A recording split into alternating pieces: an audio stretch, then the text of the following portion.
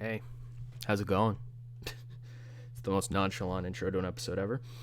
Welcome back to ECW, the Extreme Championship Wrestling.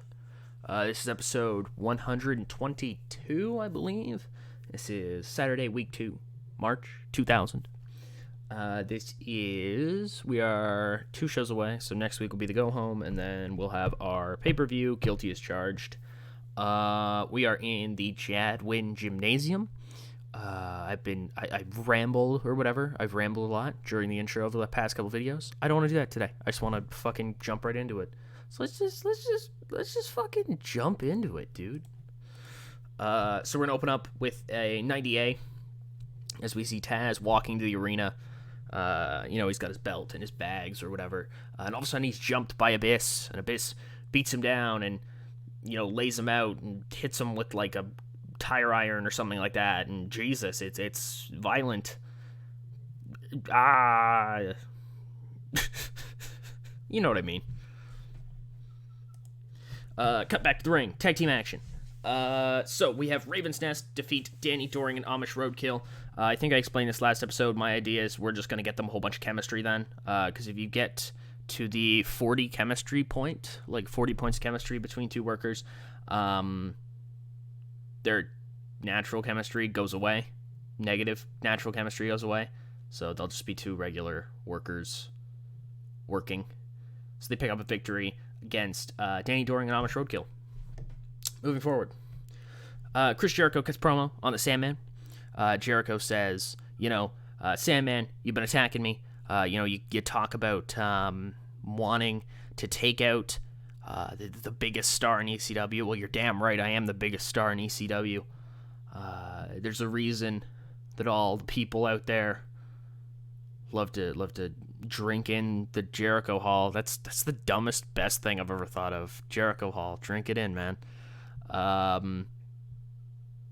Jericho basically lays down a challenge, man. He says, Sandman, if you're fucking half the man you think you are, and I mean, I feel like you think you're a bit of a badass, which, I mean, it's gonna be fun, humbling your fucking coked up, drunk ass, and I'll do so at Guilty as Charged, if you'll so allow me the pleasure.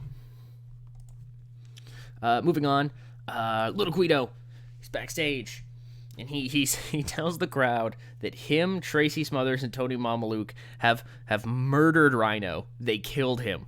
They fucking killed him. He is dead. No, they beat him up, okay? I don't know what the fuck happened. I don't remember when the fuck it even happened. Rhino's got like a torn shoulder or something like that. No, it's like a ripped disc. It's like a disc in his back. Something like that. And he won't make the pay-per-view. So that 3-man handicap thing or whatever I teased last week, it's not going to happen now. So go fuck yourself if you were looking forward to that. I don't know why you would. Rhino's just going to kill these guys. That's kind of how the booking has been here. I don't know why a third guy would change anything. But yeah, no, now we got some heat. As little Guido is like, yeah. What the fuck was that? He's fucking Mr. Krabs? The fuck am I talking about?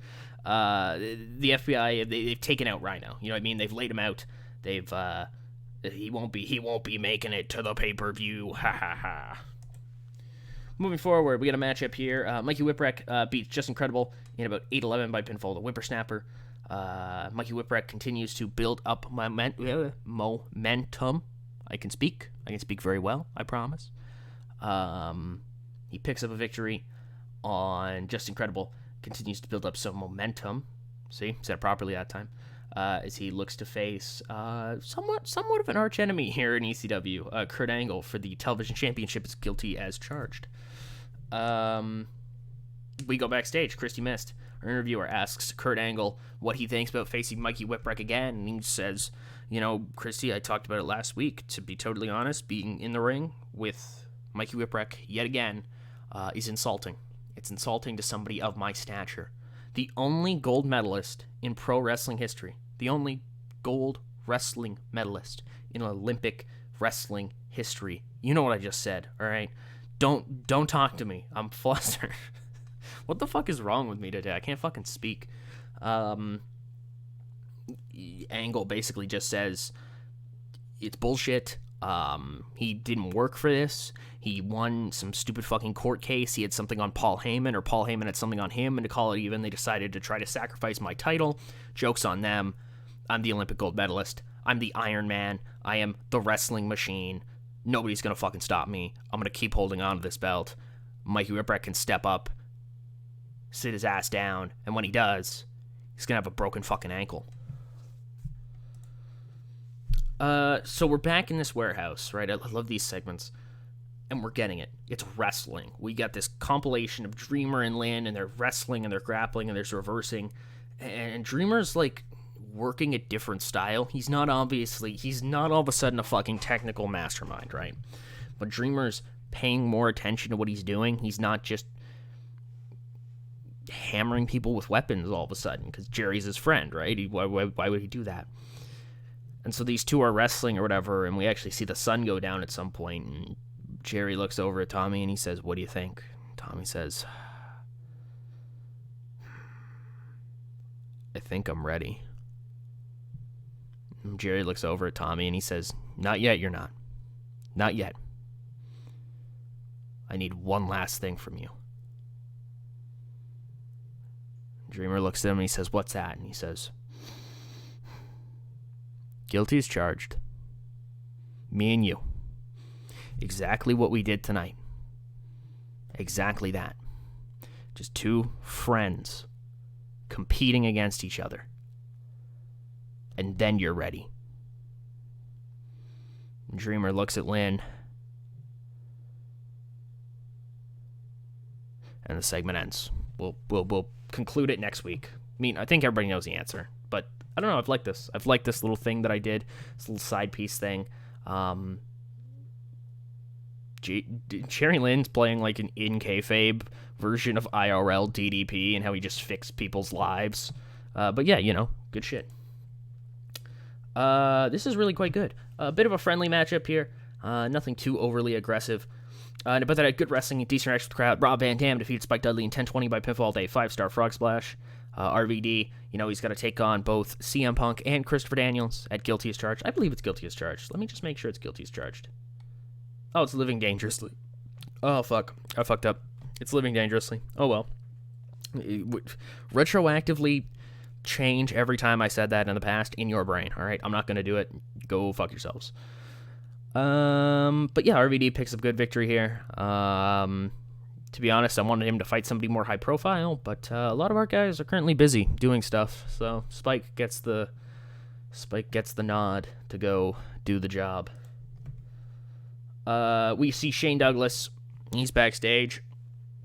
He says, "Taz, I don't know where you are, but they're telling me you never showed up to the building tonight. I don't know if you've got some kind of problem with, showing up on time. That's something the franchise has never had trouble with." Franchise. Or you've been, terrified by that big, ugly, masked fucker Abyss.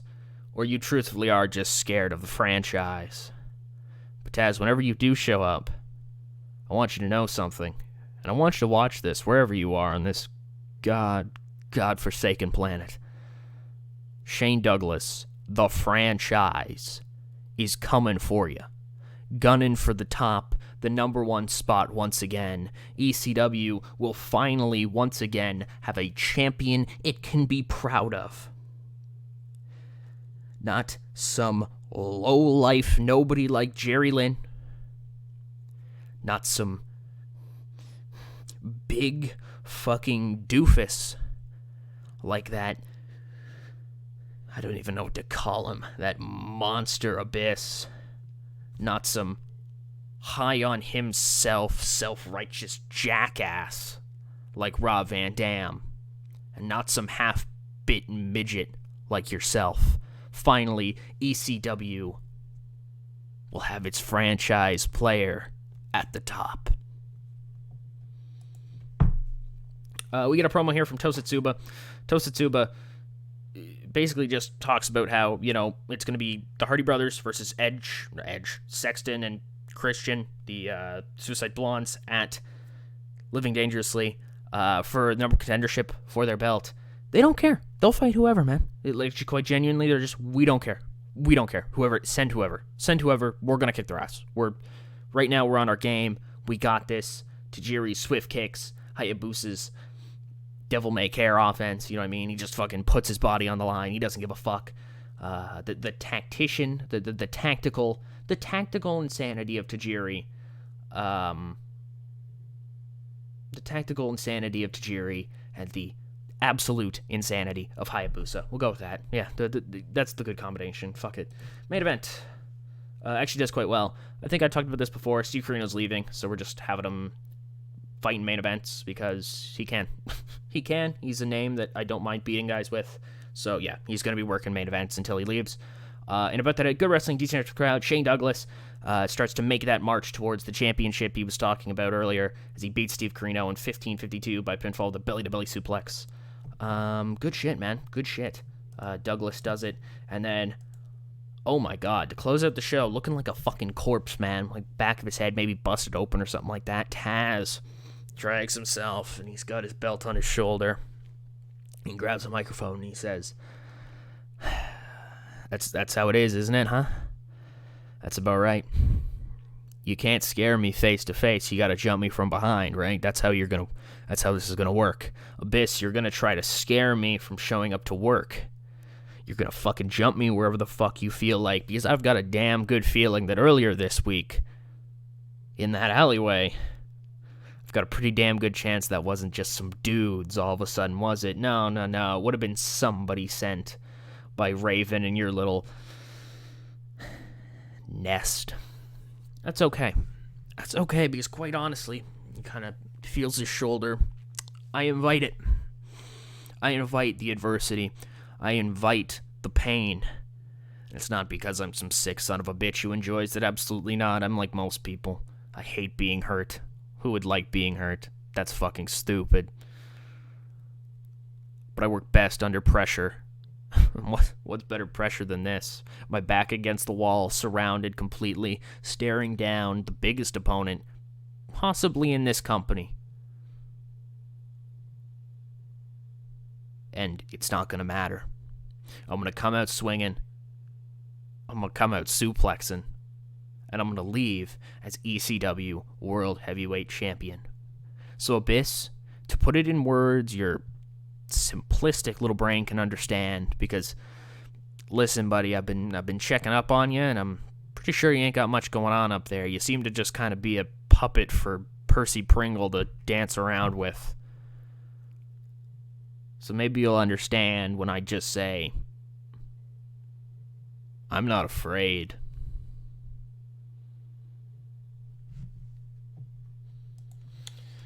And that's our show. We get an 81B up in 7. Good shit.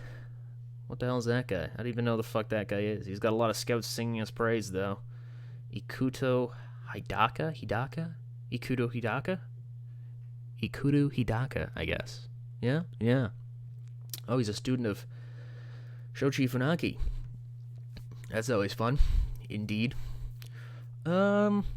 Trying to think, anything else I want to address necessarily here before we close out the episode? Not really. The Mountie politics, that's interesting. That's an interesting statement. But yeah, we're proceeding to our, our Southeast show. It's in 3 days. Again, not canon. I always say this. Not canon. Don't worry about it. You won't miss anything. Nothing will happen. It's just to keep the popularity up in the Southeast region. And then, yeah, we'll be back with another episode of Hardcore TV, and then it'll be our pay-per-view event, and I'm ready to roll with that. I'm ready to roll. I'm ready to get this kind of section done, because I've gotten a lot of the story stuff done, so it's a lot of just stalling for time. And then, yeah, we'll have the pay-per-view, and then we can kind of reevaluate our situation. That's my favorite part, right? My favorite part is always getting a pay-per-view done and then looking forward and saying, where can we go from here?